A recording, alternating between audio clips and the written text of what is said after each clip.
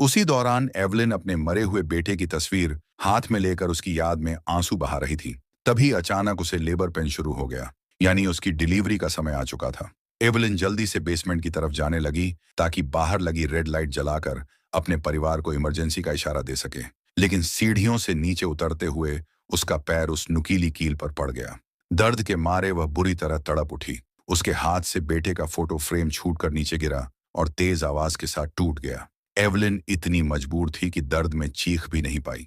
दर्द सहते हुए उसने किसी तरह अपना पैर कील से निकाला और लंगड़ाते हुए नीचे आकर लाइट का स्विच ऑन कर दिया। बाहर लाल बत्ती जल उठी, जो इमरजेंसी का इशारा था। अब वह वापस ऊपर जाने लगी, लेकिन तभी उसने कुछ ऐसा देखा कि डर के मारे उसके हाथ पैर ठंडे पड़ गए। फोटो फ्रेम के गिरने की आवाज सुनकर एक खौफनाक प्राणी घर के अंदर घुस चुका था। डर से कांपती एवलिन फौरन एक शेल्फ के पीछे छुप गई।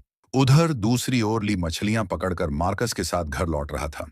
जैसे ही उसने चारों तरफ जलती लाल बत्तियां देखीं, वह समझ गया कि कुछ गंभीर खतरा है और तुरंत घर की ओर भागा। बेसमेंट में छुपी एवलिन को एक टाइमर मिला। उसने जल्दी से टाइमर में कुछ सेकंड का समय सेट किया और उसे एक कोने में रख दिया। फिर खुद दूसरे कोने में जाकर छुप गई। इतने में ही वह खतरनाक प्राणी हलचल महसूस करके बेसमेंट में आ घुसा। वह एवलिन के बहुत करीब था। लेबर पेन से जूझती एवलिन अपनी सांसों की आवाज भी दबाए खामोश खड़ी रही। तभी अचानक टाइमर का अलार्म बज उठा।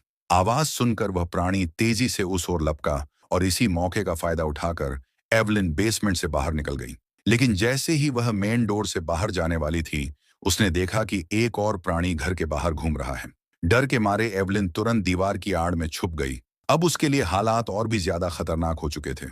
उधर ली दूसरे घर में मार्कस के साथ छुपा खौफनाक मंजर देख बेचैन हो रहा था। तभी उसने मार्कस को एक टॉर्च दी और जल्दी से रॉकेट जलाने को कहा, जिसे उन्होंने पहले ही घर से दूर एक जगह पर सेट कर रखा था। डरा सहमा मार्कस तेजी से रॉकेट की तरफ भागा और इधर ली अपनी बंदूक लोड करने लगा। एवलिन अब ऊपरी मंजिल के बाथरूम में पहुंच चुकी थी और बाथटब में छुपी हुई थी। बच्चे को अब और ज्यादा देर तक गर्भ में रखना मुश्किल हो चुका था।